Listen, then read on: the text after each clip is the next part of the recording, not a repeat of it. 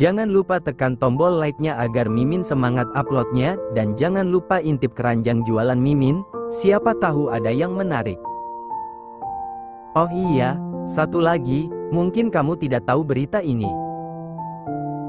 Tapi, ibu kamu sedang sakit di kampung, dan memerlukan biaya yang cukup besar, lanjut Revan. Kania yang mendengarnya sontak melotot. Anda jangan bercanda, ya? Revan tersenyum tipis, lalu menyodorkan selembar kertas kepada Kania.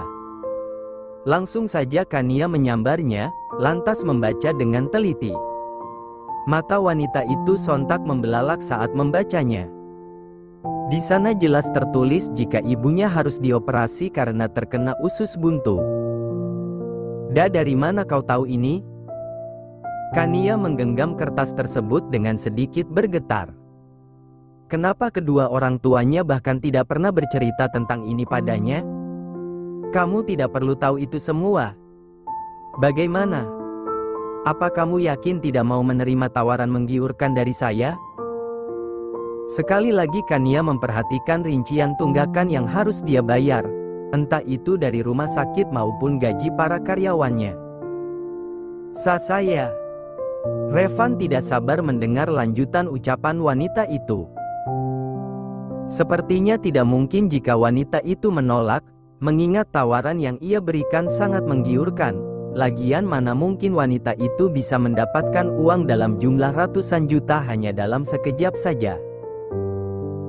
Revan kembali menatap Kania yang tengah menatap kertas yang ada di genggamannya. Benar, jika diperhatikan, Kania memang cantik. Ketika melotot, wanita itu malah terlihat sangat menggemaskan. Ada keyakinan tersendiri dalam dirinya, jika membawa Kania ke pesta itu nanti, pasti semua keluarganya akan percaya. Kania yang merasa jika sedang ditatap, langsung mendongak. Bertepatan dengan itu pula, matanya bertubrukkan dengan sepasang mata hitam nan tegas milik pria yang ada di hadapannya. Iya. Bagaimana? Apa kamu akan tetap menolak tawaran yang saya berikan? Jika kamu pikir lagi dengan baik, tawaran yang saya berikan ini sangat menguntungkan untuk kamu. Mengingat saya hanya memerlukan jasa kamu selama beberapa jam. Tapi, imbalan yang saya berikan bisa dibilang sangat menggiurkan.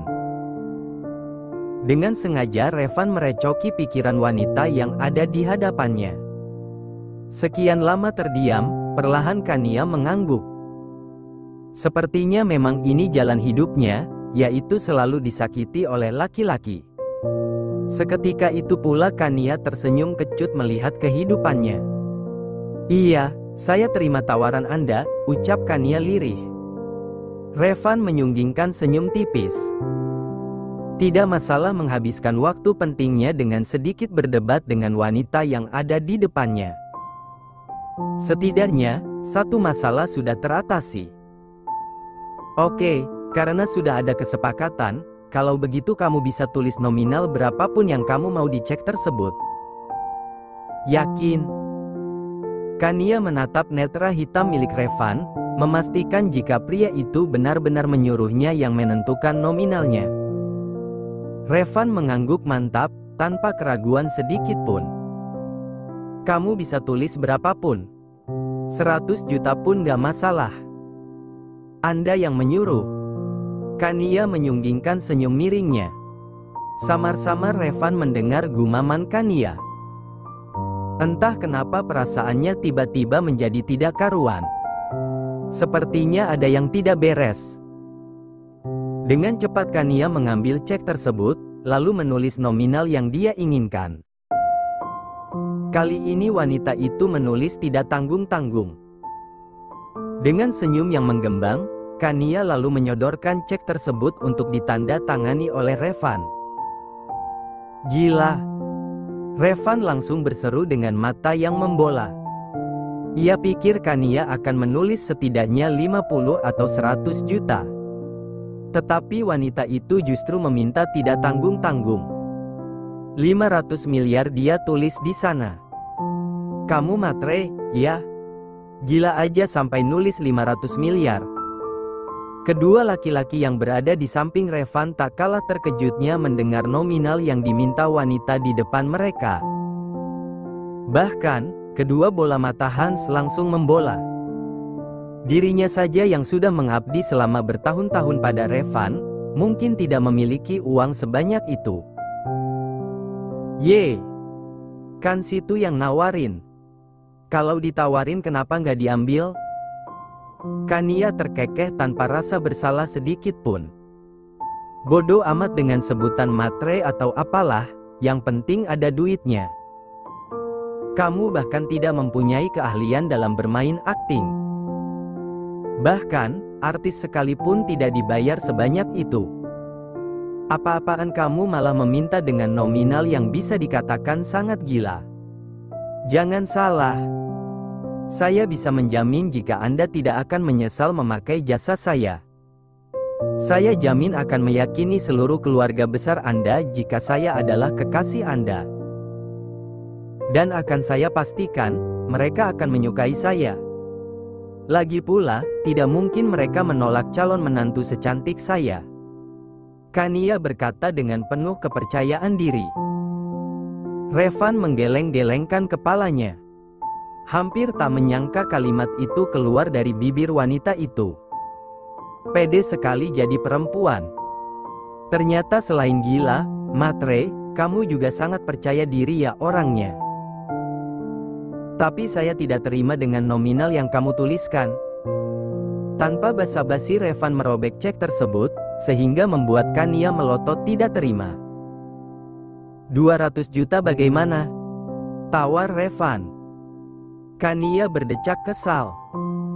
Padahal ia sudah membayangkan mandi uang tadinya. Tetapi sepertinya mimpinya itu tidak akan terwujud. 500 juta? Kania justru balik menawar. 250 juta aja. 600 juta? Balas Kania. 300 juta deh. Tawar Revan lagi. Wanita di depannya bukannya mengurangi, ini malah justru menambah. 700 juta? Oke, fine. 500 juta. Yes. Kania memekik dalam hati. Jumlah 500 juta bukanlah nominal yang sedikit. Jika dihitung-hitung, untuk menutupi gaji pegawai dan biaya berobat orang tuanya, maka mungkin hanya menghabiskan uang sekitar 100 juta saja. Jadi, lumayan sisanya masuk kantong. Deal. Oke, deal, jawab Revan sedikit malas. Astaga, andai aja gue jadi cewek, mungkin gue udah nawarin diri ke Revan. Enak banget nih cewek, cuma disewa beberapa jam doang, masa udah dapat 500 juta. Lah, gue 500 juta itu perlu 1 tahun nyarinya. Hans benar-benar tidak menyangka jika Revan mau mengeluarkan uang dengan nominal sebanyak itu. Aneh saja, ketika dirinya meminta gajinya dinaikkan, pria itu justru mengoceh layaknya ibu-ibu komplek. Sefrustasi itukah pria itu? Batin Hans. Sudut bibir Kania langsung terangkat tinggi. Ah, apakah ia memang terlihat seperti wanita matre? Tetapi bodohlah. Yang penting duitnya nyata. Kania duduk dengan tenang meskipun kini tengah mengenakan pakaian tahanan. Ia terus memperhatikan Revan yang sibuk menulis nominal yang disepakati. Ini, 500 juta sesuai permintaanmu. Awas kalau sampai kamu mengecewakan. Beres. Kania mengacungkan kedua jempolnya sembari terus menatap nominal angka yang tertulis di lembaran kecil itu. Urus wanita ini. Keluarkan dia dari penjara hari ini juga. Perintah Revan pada sekretarisnya. Setelah itu, Revan memilih bangkit lalu beranjak pergi. Meninggalkan Kania yang terus tersenyum layaknya orang gila. Bak kata pepatah, sudah bahagia, tertimpa rejeki pula. Sementara Hans yang memperhatikan tingkah wanita itu, hanya menggelengkan kepalanya. Rupanya di balik wajah menggemaskan Kania tersimpan jiwa matrenya. "Welcome my apartment," pekik Kania ketika sudah berada di dalam apartemen miliknya. Baru saja ia keluar dari sel penjara. Rasanya ia sudah merindukan apartemennya itu. "Astaga, aku merindukan kamu, baby," gumam Kania mengelus sofa empuk miliknya. "Aku juga merindukan kamu." Kania semakin menggila. Wanita itu terus mencium segala benda yang ia lihat sambil mengatakan, "Aku merindukanmu. Aku mencium aroma-aroma yang mengenakan dari tubuh kamu." Kania berkata sambil mencium bau kertas cek yang diberikan oleh Revan tadi. "Izinkan aku untuk mengabadikan kamu ya, sayang." Segera saja Kania ambil ponselnya, lalu mengambil gambar cek tersebut, bahkan wanita itu juga ikut mengambil gambarnya sambil memegang cek tersebut. Tering! Tiba-tiba masuk sebuah pesan dari nomor yang tidak diketahui. Kania segera melihatnya. "Ini yang perlu kamu hafalkan. Baca baik-baik dan hafalkan baik-baik." Begitulah pesan yang Kania yakini pasti dari Revan. Kania lantas membaca dokumen yang ternyata berisi semua biodata milik Revan serta prestasi apa saja yang pria itu peroleh. Ternyata pria itu memiliki segudang prestasi. Revandra Emiliano, kenapa hanya pakai disingkat segala? Kenapa cuman dibaca? Kamu nggak ada niat mau balas? Saya tidak suka lo cuman di-read doang. Kembali pesan masuk ke ponselnya. Buset dah. Nih orang kok baperan banget. Masa cuman karena di-read doang jadi ngambek? Iya. Cuman iya doang? Kania melongo membaca balasan dari Revan. Memangnya apalagi yang harus ia balas? Lah. Emangnya apalagi? Anda mau nambah bonus buat saya? Cek kakak. Kamu ternyata selain gila, matre, kepedean, ternyata juga menjengkelkan. Lah. Stres nih orang. Gumam Kania yang tidak habis pikir. Dengan perasaan was-was, Kania segera berangkat menuju kantor tempatnya bekerja. Jika diingat-ingat, ia sudah tidak masuk kerja lebih seminggu, yang artinya nyawanya sedang terancam. Masalahnya ia tidak masuk kerja tanpa izin. Ingin izin pun tidak bisa, karena ponselnya disita oleh pihak kepolisian. Oke, Kania. Relax. Palingan kamu disemprot doang kok. Ingat, kamu kan tahan banting. Kania berusaha menyemangati dirinya ketika sudah berada di depan gedung yang menjulang tinggi. Ya, perusahaan tempat di mana ia bekerja selama ini. Dengan langkah pelan, Kania masuk ke dalam perusahaan tersebut. Berbagai macam alasan sudah ia siapkan jika sewaktu-waktu dirinya ditanya kenapa tidak pernah hadir selama seminggu ini. Berdrama adalah kemampuan yang tidak perlu diragukan lagi dalam dirinya. Artis pun kalah dengannya. Kania. Langkah Kania sontak terhenti saat mendengar suara yang tidak asing di telinga memanggil namanya. Tubuhnya terdiam, tetapi perlahan wanita itu membalikkan badannya, melihat siapa gerangan yang memanggilnya. Benar. Ternyata dia adalah Evan, mantan kekasihnya dulu. Memilih tidak menjawab, wanita itu hanya mengerutkan keningnya. Pertanda ada apa? Kamu kenapa nggak kerja selama seminggu ini? Tanya Evan dengan wajah yang terlihat sedikit khawatir. Apa urusannya sama lo? Mau gue kerja kek, mau enggak kek itu bukan urusan lo kali. Kania menatap sinis Evan yang terlihat sok peduli sekali padanya. Padahal aslinya, cih, menjijikkan sekali. Nampak Evan terdiam. Mungkin karena ini pertama kalinya Kania menggunakan bahasa lo gue padanya. Biasanya Kania selalu berbicara menggunakan bahasa aku kamu.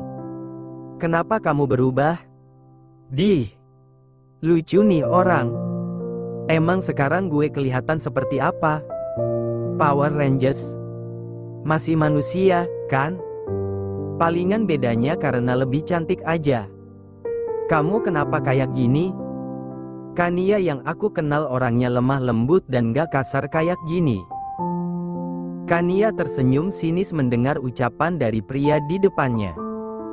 Lo aja yang gak tahu seperti apa gue yang sebenarnya. Lagian, orang kayak lo itu gak pantas buat diperlakukan lemah lembut. Lo itu emang pantasnya dikasarin. Cowok kayak lo itu benar-benar menjijikkan. Ganteng aja kagak, tapi sok-sokan pengen selingkuh, semprot Kania tanpa rasa bersalah sedikit pun. Heran, kebanyakan yang selingkuh pasti yang jelek-jelek. Sedangkan yang ganteng-ganteng pasti orangnya setia. Tapi mau gimana lagi? Kadang yang jelek emang gak sadar diri, sindir Kania yang sontak membuat Evan merasa tertohok. Pria itu hanya mampu menggeram marah, tapi berusaha untuk tidak meluapkannya di hadapan Kania. Kania, aku pengen minta maaf. Kania terkekeh sinis mendengarnya. Maaf katanya? Apa semuanya bisa dimaafkan hanya dengan kata maaf? Maaf kenapa? Karena untuk kejadian waktu itu. Yang mana? Kania masih bertanya, pura-pura tidak tahu apa yang dimaksud pria di depannya. Kania, kamu harus dengar penjelasan aku dulu. Aku semalam hilaf, sampai lupa kalau aku punya kamu. Emang bisa ya hilafnya selama 3 bulan? Wanita itu terkekeh, merasa lucu mendengar alasan pria yang ada di depannya. Bagaimana mungkin bisa hilaf selama 3 bulan? Sangat konyol sekali. Kali ini Evan terdiam. Tidak tahu hendak berkata apa lagi. Ucapan Kania selalu saja di luar ekspektasinya. Kania, kamu mau kan kasih aku kesempatan kedua? Tolong. Aku janji bakal ninggalin Cia demi kamu. Kali ini aku bakal benar-benar setia sama kamu. Evan berusaha menggenggam telapak tangan Kania, tapi wanita itu langsung menghempaskannya, lalu menatap tajam Evan yang sudah berani memegang tangan ia menggunakan tangannya yang menjijikkan tersebut. Jangan sentuh gue. Gue udah gak mau berurusan sama lo. Dan perlu lo ingat, kita udah gak ada hubungan apa-apa lagi. Kania langsung melangkah meninggalkan Evan begitulah saja. Napasnya memburu, merasa murka mendengar pria brengsek itu meminta kesempatan kedua. Emangnya kamu bisa hidup tanpa aku? Bukannya kamu pernah bilang kalau kamu cinta banget sama aku? Kania menghentikan langkahnya saat mendengar suara nyaring pria yang dulunya menjadi kekasihnya. Wanita itu terkekeh sinis, lantas berkata tanpa membalikkan badannya. Kenapa enggak? Gue hidup itu atas izin Allah, nggak ada hubungannya sama lo. Lo tenang aja, gue pastiin bakal hidup 50 tahun ke depan tanpa lo. Kania kembali melangkah, tapi tiba-tiba dia teringat sesuatu.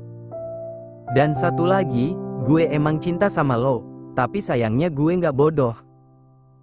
Gue udah sekolah tinggi-tinggi dan akhirnya sarjana, tapi malah bertekuk lutut sama lo. Hello. Maaf ya, bang. Tapi saya ini cewek mahal, nggak murahan kayak cewek yang abang tidurin malam itu. Najis banget gue BALIKKAN sama lo. Setelah itu Kania benar-benar pergi meninggalkan Evan yang terdiam membisu. Sebenarnya ia hanya berusaha untuk terlihat tegar, meski faktanya sedang rapuh. Ia bukanlah tipikal wanita yang mudah jatuh cinta, dan ia akui jika dirinya benar-benar jatuh cinta pada Evan, laki-laki yang mampu memperondak-perondakan hatinya. Rupanya ada 2 pasang mata yang memperhatikan kejadian itu sedari tadi. Salah satu di antara mereka tersenyum melihat Kania yang berkata dengan lantang sembari terus menyindir. Alih-alih menangis, wanita itu justru terus bergaya seolah ia bahagia. Apa pria itu kekasihnya? Revan menatap sekretarisnya. Benar, Pak. Dia kekasih Nona Kania. Tetapi beberapa minggu yang lalu, dia ketahuan telah berkhianat, yaitu dengan berselingkuh, dan yang lebih parahnya yang menjadi selingkuhan Pak Evan adalah Chia, sahabat Nona Kania sendiri. Nampak Revan sedikit terkejut mendengarnya. Semengerikan itukah? Malang sekali nasibnya. Entah kenapa gue gak suka ada orang yang berani menyakitinya. Perasaan macam apa ini? Tumben-tumben sekali gue kasihan sama orang. Evan, apa jabatannya di perusahaan ini? Manager. Manager? Ulang Revan yang mendapat anggukan dari Hans. Pantau terus pergerakan dia. Pastikan dia tidak ikut berkhianat denganku. Baik, Pak. Kau bisa kembali. Aku masih ada yang harus diurus. Kau urus wanita itu. Pastikan dia menjadi sekretarisku. Revan langsung berjalan meninggalkan asistennya. Sementara Hans segera melangkah menuju ruangannya, mempersiapkan apa yang diminta bosnya. Revan melangkahkan kakinya menyusul Kania yang perlahan menghilang dari pandangannya. Tetapi ia sempat melihat jika wanita itu menaiki tangga yang sangat jarang digunakan para karyawan, karena para karyawan memang lebih memilih menggunakan lift saja. Baru saja pria itu menaikkan kakinya ke anak tangga yang kedua, tiba-tiba terdengar isakan kecil serta gumaman yang tidak jelas di telinganya. Kalian benar-benar jahat. Hanya kalimat itu yang terdengar jelas di telinga Revan, selebihnya ia tidak mendengar apa-apa. Saat mendengar suara tapak kaki yang mendekat ke arahnya, pria itu segera beranjak pergi sebelum ketahuan. Setelah puas menangis, Kania segera beranjak, berjalan santai menuju wastafel untuk membersihkan mukanya. Senyum manis terbit di wajahnya. Ya, saatnya bermain drama di depan banyak orang. Setidaknya ia tidak boleh kelihatan lemah di depan orang-orang, apalagi musuhnya. Mbak Kania, bisa bicara sebentar? Ada yang ingin saya bicarakan sama Mbak. Saat jari-jari Kania sedang asik menari-nari di atas laptop, tiba-tiba terdengar suara seorang pria yang memanggilnya dengan ramah. Iya, ada apa, Pak? Kania tersenyum lembut saat melihat siapa yang datang. Ternyata HRD. Selamat untuk Anda, Mbak. Sekarang Anda naik jabatan, yaitu menjadi seorang sekretaris Pak Presdir. Hah? Sontak saja Kania memekik. Ini ia tidak salah dengar, kan? Dirinya naik jabatan jadi sekretaris? Seriusan? Benar. Apa Anda bersedia? Kania mengangguk dengan penuh antusias. Kapan lagi coba bisa diberikan kesempatan emas? Pikirnya. Baik, Anda bisa menandatangani surat perjanjiannya terlebih dahulu. Pria itu lalu menyodorkan selembar kertas beserta pulpen kepada Kania. Segera Kania ambil surat serta pulpen tersebut. Sebelum ia menandatangani surat perjanjian tersebut, ia lebih dulu membaca apa saja perjanjiannya. Tetapi baru saja membaca poin yang pertama, HRD tersebut langsung sedikit protes. Maaf, Mbak. Tapi bisa cepat sedikit. Saya sedang buru-buru ini. Melihat pria itu yang sepertinya sedang terburu-buru, Kania tanpa pikir panjang segera menandatangani surat perjanjian tersebut tanpa membaca keseluruhan poin yang tertera. Palingan juga perjanjian umum, pikir Kania. HRD tersebut dengan cepat mengambil surat perjanjian sebelum Kania membacanya. Baik, kalau begitu saya pamit, Mbak. Kania mengangguk dengan antusias. Apa yang terjadi? Kenapa setelah dicampakkan, kini hidupnya semakin beruntung saja? Apakah ini yang dinamakan dengan rejeki anak soleha? Pria yang memang ditugaskan oleh sang bos tadi segera masuk ke dalam ruangan Revan, lalu menyerahkan surat perjanjian tersebut. Revan tersenyum puas menerimanya. Dia tidak membaca poin yang ada di bawah, kan? Tidak, Pak. Mungkin dia hanya sempat membaca 3 poin yang ada di atas. Baik, kau bisa kembali bekerja. Melihat pria itu sudah pergi, Revan terkekeh tidak jelas di dalam ruangannya. Kini Kania sudah menjadi miliknya. Revan semakin tertawa membaca poin paling bawah, yaitu jika sang sekretaris mengundurkan diri dengan sendirinya, maka dia harus membayar denda sebesar 1 miliar. Revan lalu mengambil telepon perusahaan, lalu menekan beberapa nomor. Suruh Kania Revalina Putri untuk datang ke ruangan Presdir. Kania menarik napas panjang, beberapa detik kemudian menghembuskannya secara perlahan. Kini jantungnya sudah seperti berdisko saja di dalam sana, seolah yang akan ia temui di dalam sana adalah hantu saja. Top. Masuk. Kania segera masuk setelah mendapat sahutan dari dalam. Begitu masuk, wanita itu disuguhkan dengan dekorasi ruangan tersebut yang terlihat sedikit klasik, tetapi tetap terlihat mewah. Di atas meja terdapat papan ukiran nama. Revandra Emiliano Addison. Ternyata itu nama panjang Pak Presdir. Kania bergumam dalam hati. Membaca nama tersebut, ia seperti familiar, tetapi seberapa keras dirinya berusaha untuk mengingat, tetap saja ia tidak ingat apa-apa. Selama ini yang Kania tahu nama Presdir di perusahaannya adalah Pak Revandra. Tetapi wanita itu tidak tahu nama panjangnya, karena ia bukanlah orang yang kepo. Yang ada di pikirannya hanyalah, yang penting digaji. Lagian, mana mungkin karyawan biasa seperti ia bisa bertemu dengan seorang pemimpin perusahaan. Permisi, Pak. Ada perlu apa ya Bapak memanggil saya? Silakan duduk. Alih-alih menjawab pertanyaan Kania, Revan justru meminta wanita itu untuk duduk terlebih dahulu. Saat ini posisi Revan memang membelakangi Kania, sehingga Kania tidak bisa melihat seperti apa rupa pemimpin perusahaan tersebut. Dengan cepat Kania mendaratkan bokongnya di atas kursi. Mendengar suara tegas pria itu membuat Kania kesulitan bernapas. Kania, how are you? Kania terkejut setengah mati saat kursi yang ada di depannya berputar, sehingga memperlihatkan sosok pria yang sangat ia kenali. Lo ngapain di sini? Revan yang melihat ekspresi terkejut wanita di depannya tersenyum sinis. Sopanlah sedikit dengan bosmu. Sentak Revan, membuat Kania yang awalnya berdiri kini mendudukkan dirinya kembali. Kenapa aura pria di depannya sangat mengerikan? Perkenalkan, saya adalah pemimpin perusahaan, Revandra Emiliano Addison. Mulai detik ini Anda yang akan menjadi sekretaris pribadi saya. Kania masih di posisi awalnya, yaitu melongo.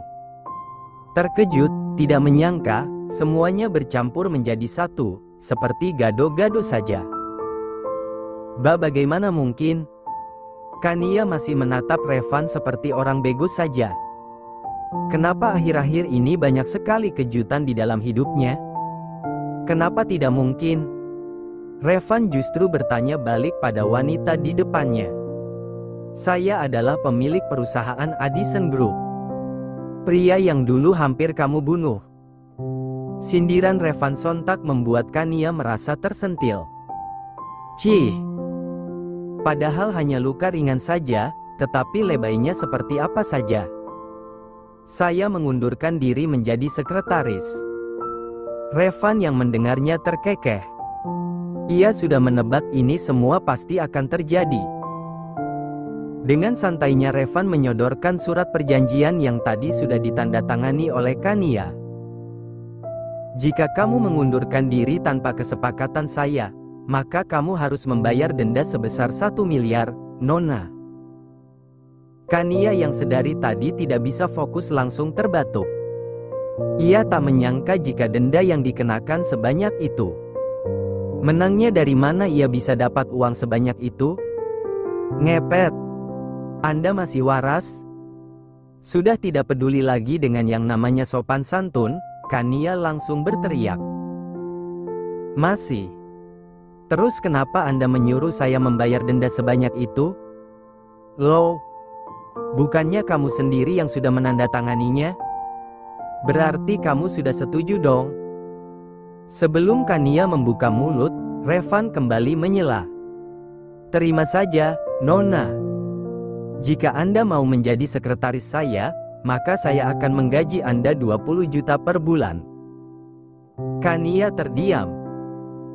Tanpa sadar meneguk ludahnya dengan kasar saat mendengar nominal gaji yang disebutkan. Selama ini ia hanya digaji sekitar 3-4 juta saja. Lantas, bagaimana mungkin ia bisa menolak jumlah uang yang sangat menggiurkan tersebut? 20 juta? Ulang Kania. Iya. Saya kasih kamu waktu 5 menit untuk berpikir. Setelah itu tentukan pilihanmu. Nggak perlu sampai 5 menit. Lagian saya mana ada duit sebanyak itu buat bayar dendanya. Jadi, saya terima tawaran tersebut. Ah, bodohlah. Mau dibilang matre kek, atau apalah. Yang penting duit ngalir. Good girl. Saya suka calon istri yang penurut. Revan tersenyum manis pada Kania, sehingga membuat wanita itu ikut tersenyum. Kenapa senyum pria di depannya itu sangat manis? Pikir Kania. Ini, gaun dan perlengkapan lainnya untuk malam ini. Berdandanlah yang cantik. Saya tidak mau kamu berpenampilan memalukan di pesta malam nanti. Segera Kania menerima sodoran paperback putih yang diberikan oleh Revan. Makasih banyak, Pak. Kamu bisa kembali bekerja. Untuk jadi sekretaris, kamu bisa bekerja mulai besok. Kania mengangguk. Menunduk hormat, Kania segera beranjak keluar dari ruangan Revan. Pak. Panggil Kania saat berada di ambang pintu. Revan yang baru saja fokus menatap layar laptopnya mendongakkan kepalanya mendengar suara Kania. Ada apa? Selamat ulang tahun ya, calon suami bohongan. Kania berkata dengan tulus.